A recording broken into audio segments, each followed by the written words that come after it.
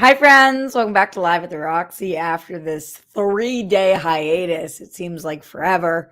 I'm usually not here Saturdays, but to not be here Friday or Sunday. Well, I did World Girls on Sunday, and I did Only Stupid Answers on Friday, but I did not do Live at the Roxy. And therefore, it was like a mini break from this show, but I am back and better than ever. You want to know why I'm better than ever? Because today is the first day of my life that I can say I have seen The Matrix. Prior to this day, not one day of my life could I say I had seen The Matrix.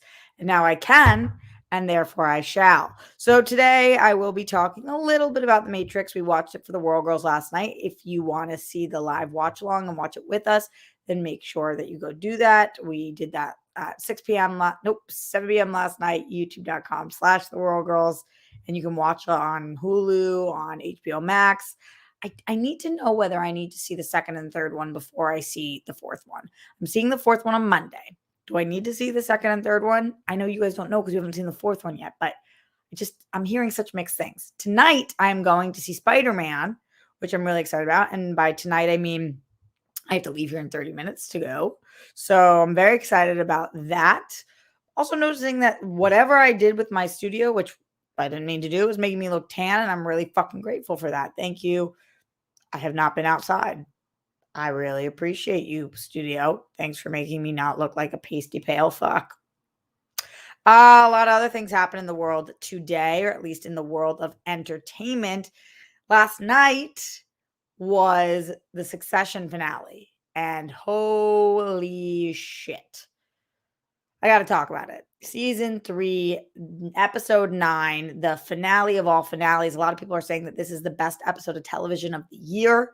I don't disagree.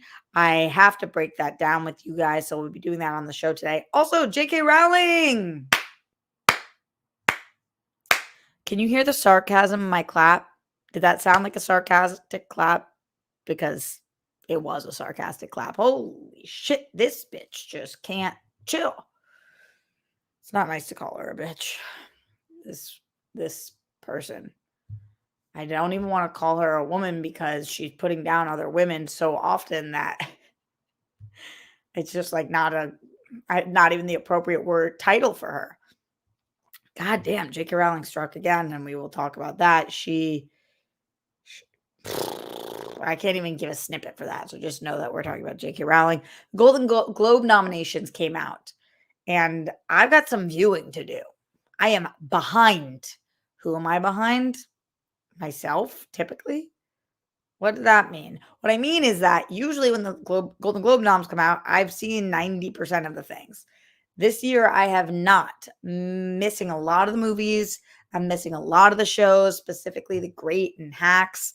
But I'll go down the list and we'll talk about those nominations. Plus anything you guys want to talk about. I did just get back from Viva Las Vegas. I went to Las Vegas to celebrate my dear friend Winston Marshall's birthday and to film a lot of different things. There's probably going to be a World Girl episode dropping, maybe January's episode. That's going to be World Girls. And I was meeting a lot of great new people. Winston has awesome friends. People were showing up to show out, and it was so, so cool.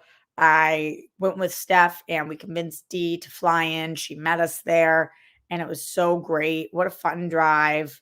And it's just like a 4.5 hour.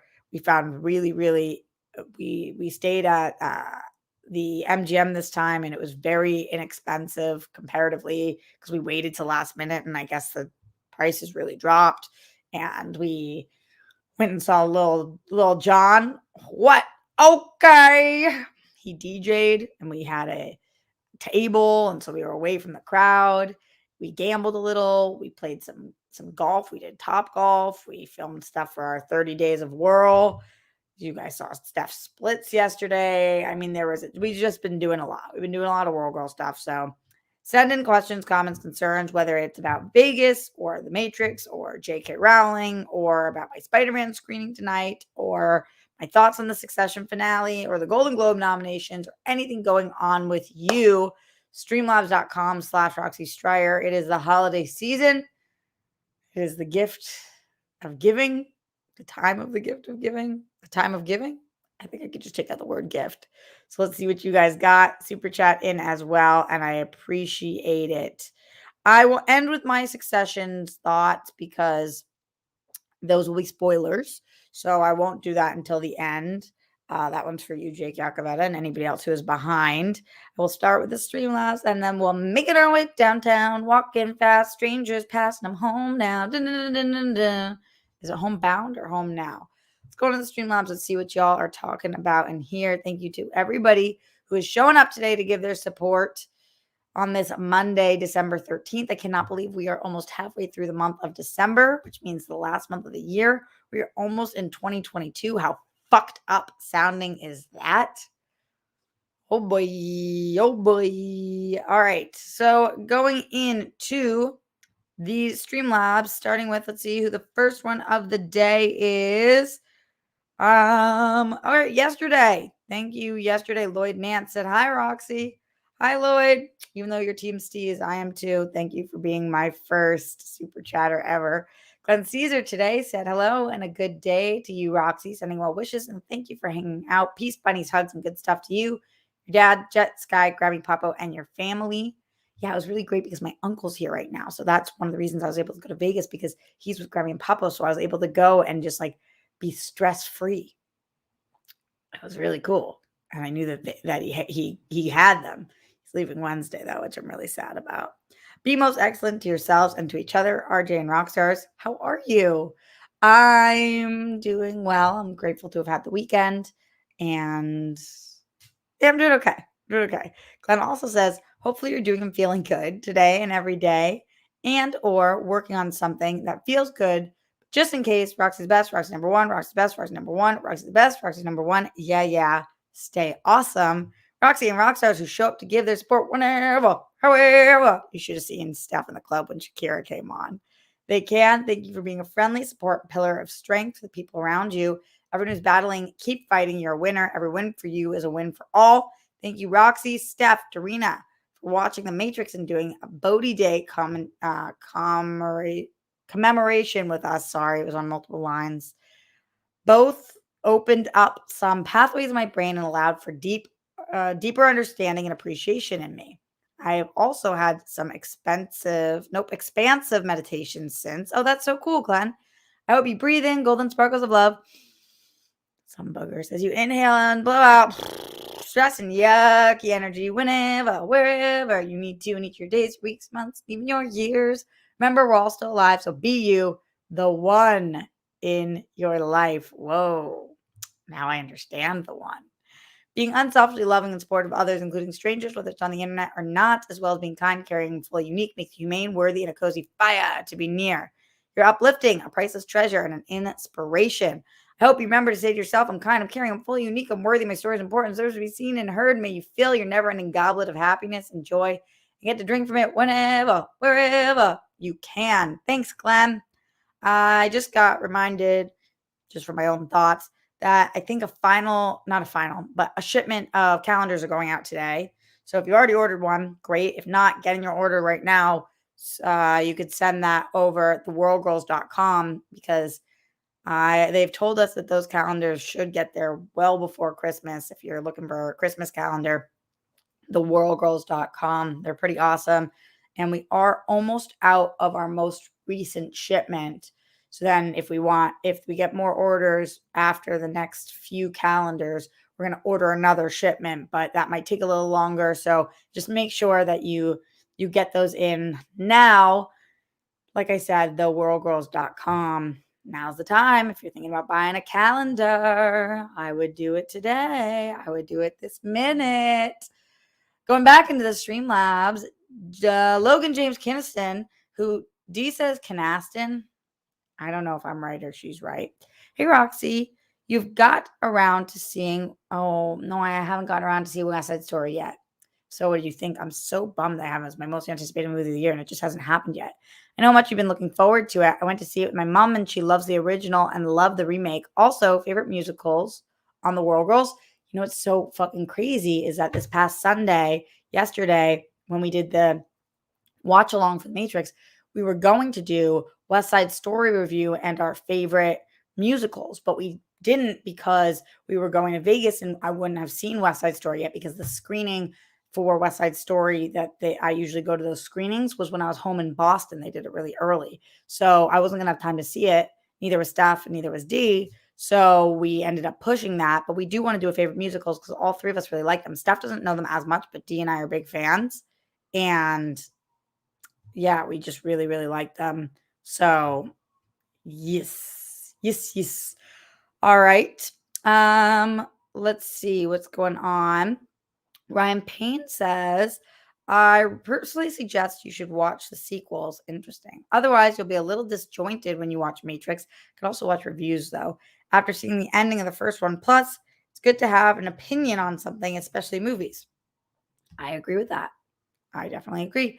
Hi, Roxy. Glad Matrix lived up to the hype for you. What time do you think people will start posting reactions to No Way Home? I plan on avoiding all social media starting tonight. Sorry I have to miss the Succession recap. I'm a few episodes behind. Thank you for sending this in. What time do you think people will start posting reactions to No Way Home? I can tell you right now when the embargo is up. Let me look. Spider-Man, Spider-Man, do the best that Spider-Man can. Can he jump? All right, this coming through. Let's see.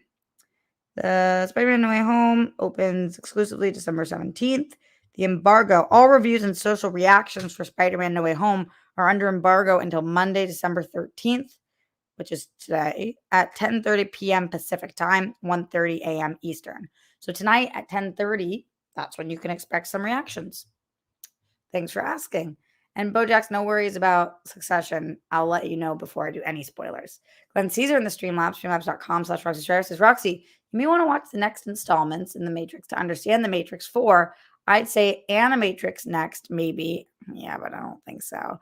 The Matrix Reloaded, maybe, would really help you. You might be able to skip The Matrix Revolutions, but it's up to you. Ugh, but do I have time in the next week to do all of that? We will see. We will see. I'm back into the Streamlabs, streamlabs.com/Roxy Stryer. Ken Put says, just showing some support in case you gambled too much in Vegas. LOL, love you, Roxy, and all the rock stars. It's so sweet. Thank you. I really appreciate it. I'm still trying to book a trip with my sister to go on a vacation as we do our sister vacation every year. So hopefully I will be able to manage that. So thank you for that support. I really appreciate it. Adam in the Streamlabs, streamlabs.com/Roxy Stryer says, Roxy, I know you usually answer sex and size questions a lot. Do you think sometimes the penis size of someone can be a factor in a breakup? Whether because too big or too small? Adam, good question. I think anything can be the cause of a breakup. Now, would it be the cause of my breakup? No. But anything can be the cause of a breakup. Somebody's breath could be the cause of a breakup. Have you ever seen Friends? Chandler, he doesn't like the size of one of their toes, or people talk about all different factors when it comes to breakups. I have a friend who almost broke up with who's now his wife because he thought her arms were too hairy. People like fixate on bizarro things sometimes. So could it be the factor of a breakup? Yes. Is that a fucking really stupid reason to break up? In my opinion, absolutely. So I can't say that anything is not a factor. The way that they say their R's could be a factor in a breakup, really anything can. In the Streamlabs, streamlabs.com/Roxy Stryer, Ash says, I saw the JK Rowling tweet and I had to quadruple take. I was like, I know she's all turf. I know she's all turfs up. I know. So let's talk about this. This is such a risky story for me to talk about on air just because there is a very likely possibility that I step in it at some point, but I love you guys and you know where my heart is. And so I'm just going to do the best job I can talking about this with all of you guys knowing that I think JK Rowling has turned into quite the twat. And I think I know that trans women are women. I can't believe that that's a statement we have to make, but I'm going to start with that and then I'm going to get into what's actually happening here. So there was this weird article that came out. Let me find it right now, where that JK Rowling responded to. And that's why JK Rowling is trending right now. The article was coming from the Times UK and or what was originally the article coming from? The Times UK. So the article was titled, and then I'll tell you guys what J.K. Rowling said about the article. But in order to understand her tweet, you have to hear the first thing. The Times said, I had an article that was posted on Sunday, December 12th, that says absurdity of police logging rapists as women. Then it says police have been criticized for saying they will record rapes by offenders with male genitalia as being committed by a woman. The attacker identifies as a female. Police Scotland said that they would log rapes as being carried out by a woman. The accused person insists, even if they have not legally changed gender. The move, reported by the Scottish Sun on Sunday, comes ahead of proposed new laws to make it easier for people to self-identify as whichever sex they want, which are opposed by some feminist groups. The Scottish government wants to remove medical checks for those seeking a gender recognition certificate and shorten the time people have to live as their new gender before it's legally recognized. The article goes on, but you understand the article. Now, are there a lot of complexities in this? Yes, absolutely. If a man rapes a woman and he has a penis and he believes that he could have, I don't know, less of a sentence or different sentencing, or it will be recorded differently, which would change statistics. If he says that he's a woman and he is not a woman, he doesn't identify as a woman, he's never identified as a woman, that's just something he blurts out. Is that fucked up? Yes, of course. People abuse the system all the time. People abuse the system in a lot of different ways. Does that mean that we should change the entire way that people are able to identify their gender because some people take advantage of a fucked up system? It's like the same claims that people made early on when we talked about having when we talked about whether or not people with who are identified different or assigned a different gender at birth are able to use the bathroom of what they identify as. And it's just like all those people who were like, no, I don't want somebody peeing with a vagina next to me in the men's stall, or what the fuck ever. Who the fuck even knows what that was about? Like, that was I don't understand. I don't understand why that was that big of a deal to all the people. That was fucking crazy, because people were saying that people would claim things so that they could see other people's genitalia, which is just like an absurd thought that would be the majority of people. But this kind of reminds me of that, where it's like, just because a few people would take advantage of a system doesn't mean we should make the entire system harder for people to be able to be the gender that they are in their soul, in their identity. So that's bizarre, but that's not even really what I want to talk about. What I want to talk about is J.K. Rowling's tweet after she's just stepped in it so many times. This is what J.K. Rowling said. She quote tweeted the article, or she tweeted the article, and she said, I swear to God, this is what she actually says. She also types like like a high schooler, like period, sentence, period, next paragraph, period. It says, war is peace, freedom is slavery, ignorance is strength. The penis individual who raped you is a woman. All right, should we dive into this? Because how do we not? If ignorance is strength, you're the strongest bitch I know. You ignorant fuck. First of all, for somebody who has talked about her own sexual harassment and assault, I don't know anybody who has been assaulted who throws around the term rape as much as she does, as it is an incredibly triggering term for women who, and men, and non-binary people who have been assaulted. And she just super casually fucking tweets the word rape all the time. And that fucking bothers me in general. Just like uh, that. Also, what she's trying to show in her thing is these are fucking opposites. War is peace. Let's go over that one. War is peace. Why is that what you chose? I don't get that. The next one. Freedom is slavery. Okay, just again, casually throwing slavery into a tweet. The same way that I don't love when people casually throw around Holocaust. I'm sure that slavery is not what you mean here, J.K. Rowling. Freedom is slavery. The fuck are you talking about? Ignorance is strength? That one you tried to get way too outside the box. Like you couldn't think of any more things that were opposites. Okay. Are you thinking strength is the opposite of bliss? What? And the penis individual who raped you is a woman. Why is that what you care about? J.K. Rowling? If somebody was assaulted, you're not going to take umbrage. Your biggest issue is not how do we stop these assaults from happening? It's, I can't believe that person identified as a woman and they have a penis. That's your fucking problem? About the fact that somebody was just raped? Like, what the fuck's wrong with you? What the fuck is wrong with you? I don't get why she keeps doing this, thinking that one of these tweets, everybody's going to get on her side. And it's like, obviously that would suck.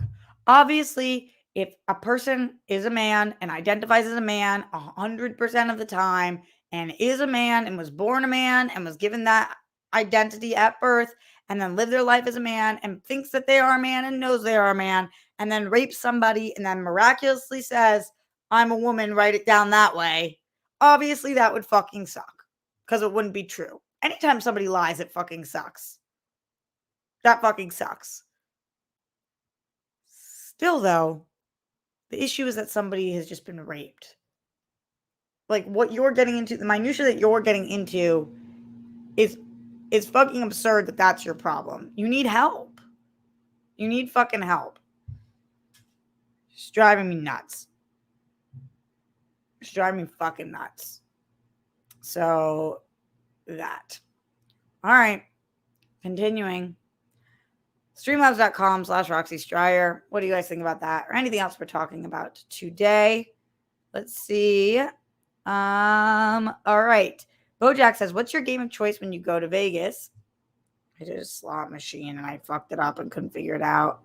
I usually would do like put all my money on black kind of shit. But I really like when I gamble, I like sports betting, which I'm not supposed to do anymore. But that's what I think is fun. I'm not good at gambling, so I usually stick to the slots. Yeah, and I barely understand how all those lines work. I don't get it either. Logan James Kinniston says, you pronounce it the correct way, but no worries at all. Yay! I look forward to hearing your thoughts on the new one. Is West Side Story your favorite musical? My favorite musical is The Last 5 Years, but I love West Side Story. And what are some of your favorites? I love The Last 5 Years. I love Parade. I love Grease. I do love West Side Story. Those would be some of them. My personal favorites on stage is the film Sweeney Todd. I do love Sweeney Todd. I love Little Shop of Horrors. I love a lot of Disney musicals too, if we're just talking about musicals in general. Ash says, I used the Shakira emoji after Turf's Up, and I think it cut off the rest of my message. Yeah, it did. But I also said, holy fuck, what a take. It's not Orwellian to label a rapist as what they want to be labeled. Treat them as humans, chuck them in jail, and move on. Nuts. Red Sands 1001 with that support. Thank you, Red Sands. Appreciate you, my dear. Thanks for all the support you guys are giving today. You guys are amazing. Ash says, by the way, Roxy, the preceding lines are from Orwell's 1984. She's saying it's dystopian. Yeah, I caught that. All right, let's move forward and not talk about J.K. Rowling and give her any more fucking airtime because I just don't feel like it anymore. Brief thoughts on The Matrix. If you guys watched last night, you know, but I really liked it. Thought it was really good, really fucking good. It ages incredibly well. I can't believe that's from 99. It looks phenomenal, better than a lot of movies today. I love Trinity, obviously. The music was fucking dope. It was super trippy and stonery, all the concepts, and I love that. I can't wait to watch it again and really unpack it. I love Keanu. I did think the two things that I thought were weird were mentioning Zion and then not intending on taking us there in the first movie. I get that they do it in the second one, but I think that's a little weird, the same way that people were annoyed about Dune and Star Wars, like having intentions for the sequel, so not giving us everything, like even a glimpse of Zion I would have liked. And I also thought it was weird that she kissed him without consent. I do think that's fucking weird. I'm sorry, but if somebody's passed out, and even if you're in love with them, You can't kiss them. You think he's dead. It's fucked up. Doesn't ruin the movie for me, but I was just like, bleh. Not as bad as Revenge of the Nerds aging of that, but just thought that was kind of weird. But in general, really like The Matrix. Thought it was very good. Not trying to go all like woke city on you guys, but those are my honest thoughts on that part. But it was very good. Very, very good. Golden Globes. Should we talk a little bit about the Golden Globe nominations? The Golden Globes were nominated. Golden Globes were nominated. The Golden Globes put out their nominations for Best Performer by an Actor in a TV Series, Musical, or Comedy. We had Anthony Anderson, Nicholas Hoult, Steve Martin, Martin Short, and Jason Sudeikis. I didn't watch Blackish this season, although Anthony Anderson's always excellent. I didn't watch The Great. I, of course, saw Only Murders in the Building and Ted Lasso. And I kind of think that I hope Martin Short takes this. He's very good. He's very funny in it. Best performance by an actress in musical or comedy for TV series. We had Hannah Einbender in Hacks, who, again, I haven't seen Hacks. We had Elle Fanning in The Great. I love Elle Fanning. I haven't seen The Great. We had Issa Rae in Insecure. If she doesn't win, even though I haven't seen those other two, I might slash somebody's tires. We have Tracy Ellis Ross in Blackish and Jean Smart in Hacks. So it's not fair because the only one that I'm really repping is the one that I've been, the one that I die to watch. But it's Insecure's final season. Come on. It's got to be Issa, right? Come on. I need this to be Issa. I would like it to be Issa. Best performance by an actor in a TV series drama. Brian Cox, Lee Jung-jae, Billy Porter, Jeremy Strong, and Omar Sy. This is a really tough category, really excellent category this season. Because it is Pose's final season, I think they might give it to Billy Porter, who certainly deserves it. But after last night's episode of Succession, and this season in general, it might be Jeremy Strong for me. It might be. Really tough category, though. Really, really tough category. Best performance by an actress in a TV series drama. Uzo Aduba in Treatment, Jennifer Aniston, Christine Baranski, Elizabeth Moss, and MJ Rodriguez. Just because it's been a long time coming, and what a phenomenal final season. MJ for Pose, I think, will get this and has earned it. My favorite performance of the year, though, probably was Jennifer Aniston. But it's a toss-up. I hope MJ wins, but Jennifer Aniston, really fucking phenomenal. Really phenomenal. Elizabeth Moss is always great, too. But she's a Scientologist, so just always as a reminder. I say it every time I mention Tom Cruise's name, so I have to say it every time I mention her name. Best performance by an actor in a limited series. Paul Bettany. He was good, but weird WandaVision stuff across the board. Oscar Isaacs.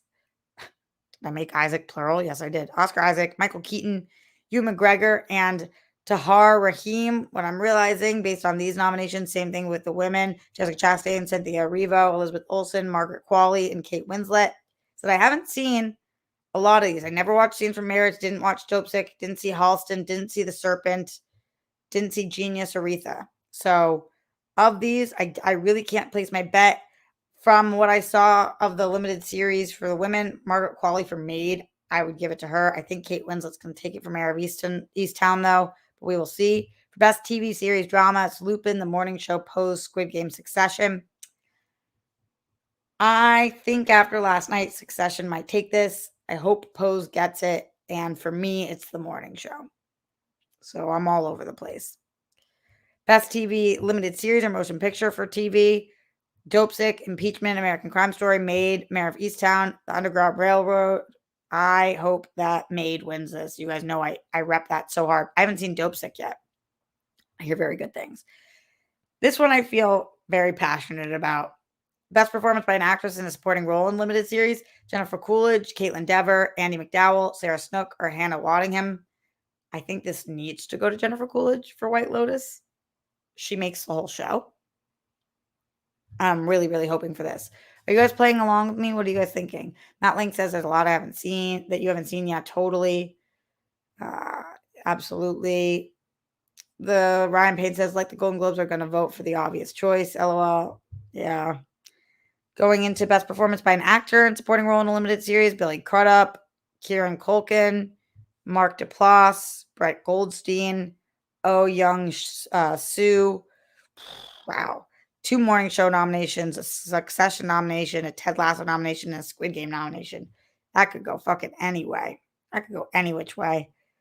For TV series, musical, comedy, it's The Great, Hacks, Only Murders in the Building, Reservation Dogs, and Ted Lasso. I haven't seen The Great or Hacks. The other 3, I would go Ted Lasso. For films, Carano, Don't Look Up, Licorice Pizza, Tick Tick Boom, and West Side Story. Big year for Netflix with Tick Tick Boom and Don't Look Up. This is for musical or comedy. I haven't seen one of these other than Tick Tick Boom, so can't vote. Best motion picture, drama, Belfast, Coda, Dune, King Richard, The Power of Dog. I'm again really behind here. A lot of love coming through for King Richard, though, so we'll see how that does. And there's a lot more nominations and categories, but those are some of the big ones. So let me know what it is you guys think. Let me hear from y'all. Streamlabs.com/Roxy Strider. Let me go back in there and check in with my peeps, the rock stars. Forever 71 says, I feel bad for people in your position. You're trying to get famous in the age of the internet. So you try to appeal to the widest range of people as possible. So much so that one of your criticisms is that Neo was kissed without consent as well. Forever 71. I wonder if that means you were born in 71. But like, I'm not ageist, so it doesn't matter what year you're born. You're always welcome here. I wouldn't feel bad for me because I love what I do, and I only talk about the things I want to do because I'm my own boss, which is great.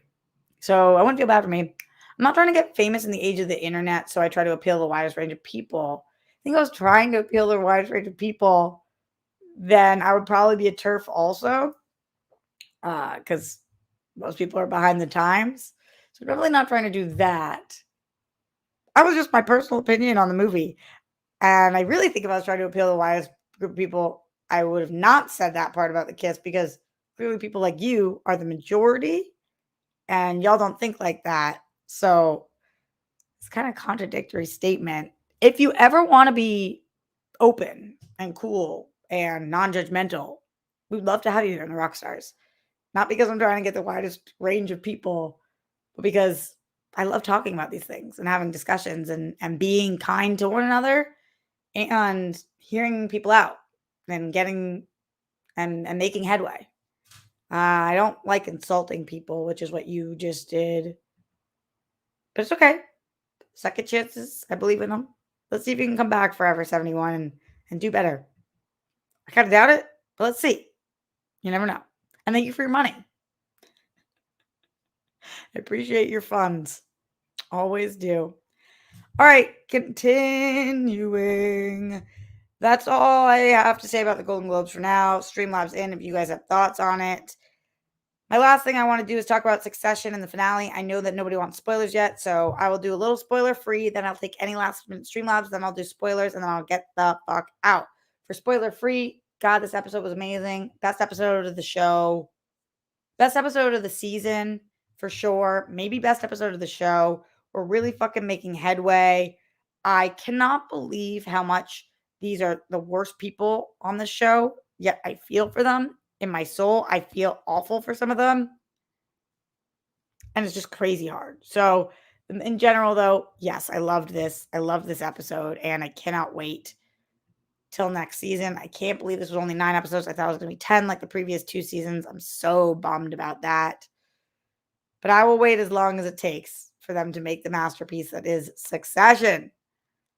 Should we get into spoilers, guys? Should I get into some spoilers? All right, I'm going to do it. Here are my spoiler thoughts on Succession. Season 3, episode 9, the finale. Whoa. All right, let's break it down by character because that's what we have to do. That's what we have to do here. Let's start with Kendall. Kendall has become, I think, the main character of the show. And Kendall is somebody that he's a truly heartbreaking character. And in this episode, watching his demise was so tough. But he finally opens up to his siblings about the murder of the caterer. Or at least that's how he describes it. He does not tell his siblings, however, that his dad helped him cover it up. I'm curious why he's playing that card so close to his chest or whether it just wasn't relevant in this moment. But he does tell them, and for piece of shit siblings, they really handled this well. I'm not saying that they handled it normally, and I'm not saying that this is how they should have handled it, but they handled it in a way that was supportive of their brother to an extreme that I have not seen so far on this show. They even fucking Roman making him laugh and trying to make jokes in his Roman way. That was him trying to show support. Wild to see. Wild to see that. Watching him in those moments get that off his chest and him say he's not here and he's not okay. I think, first of all, for different reasons, but a lot of people feel that way right now. It was the performance of a lifetime. Jeremy Strong does a lot of crazy shit to get in the role, but it works. Wow, does it work. So that was amazing to see. Let's go with Shivs, because Shivs is the second biggest character and reveal of this finale episode, I think. Shivs finally gets betrayed by Tom here. Tom decides to tell Logan that the kids, or at least that's the way it seems, and in the after the episode, I was listening to the creators and they were talking about it. It seems like that's what happened. I feel bad for her, even though she's such a fuck to Tom, and he does love her. And so I feel really bad for her. But why? Why do I feel so bad for her when she's been such a fuck? And Tom is doing maybe the smarter thing for himself. But this notion that Brian Cox always wins, always wins. Nobody always wins. And at some point, you have to lose. And I just cannot picture the show ending with Logan on top. And I think that Tom made the wrong call here. And pulling Greg in, I think it's the wrong call for him. Now, we know that Tom offered to go to prison. So there's a lot of love for Tom right now from Logan. And he's going to take care of him. But Logan only looks out for number one. And that's the truth.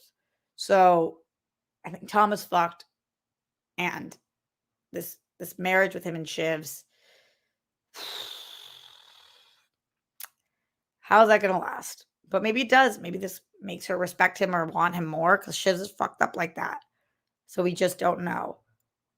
But that face that Shivs makes when she puts two and two together and Tom holds her at the end, and it's like, you motherfucker. You motherfucker. Roman has maybe the biggest growth we've ever seen from him, and definitely the biggest growth we've seen from him in this episode by finally going against his father. He's the one who's been unwilling to do it. And he's the one who's closest to his dad right now.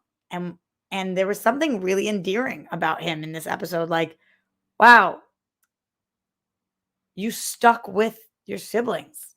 I was not fucking expecting that. I thought he was going to turn, and he didn't.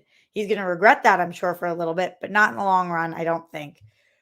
Connor gets engaged. I feel bad for Connor. He's the best of the four, as in he's the best person of the four, clearly. Not that he's a great person, but he's, it's not saying much that he's the best of the four, but he is. And nobody wants the answer to an engagement to be, fuck it. But it is. Fuck it. I have some thoughts also about Logan and what kind of a parent he is. But before I get to those, let's go into the Streamlabs and see what it is you guys are saying. Streamlabs.com/Roxy Stryer. What are your guys' thoughts?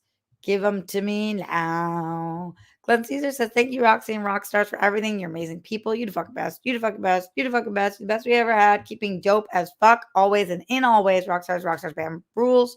Be a star and shine brightly. You each get to smile and laugh out loud like a child at least once a day today and every single day for the rest of your life so that you glow in your flow. Be you always and in all ways. There's no one better at being you than you. Be an anomaly. May you fill your never-ending goblet of happiness and joy. Get to drink from it whenever, wherever you can. Hope you remember to say to yourself, I'm kind, I'm caring, I'm fully unique, I'm worthy. My story is important, deserves to be seen and heard. Thanks, Glenn. I will say those things. I appreciate you. Sips tea. Glenn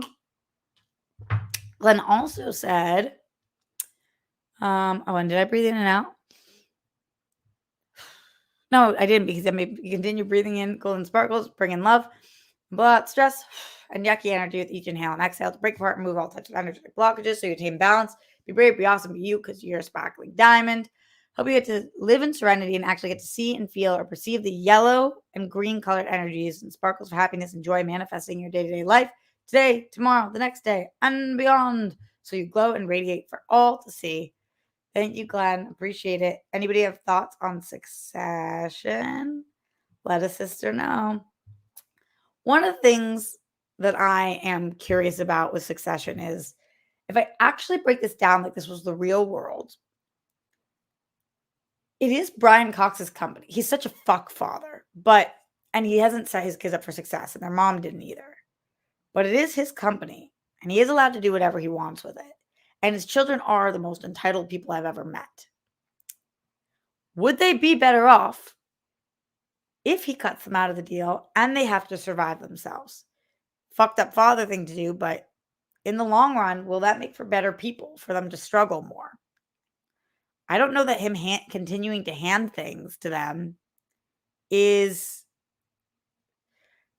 helpful. I don't know him continuing to just hand them all of everything on a silver platter is good. I don't think it is. And I don't know. I don't know what happens now. Now apparently they're getting bought, but we didn't see it go through, so it could not go through. If it does go through, is there a big lawsuit or does it not go through? And then what do things look like?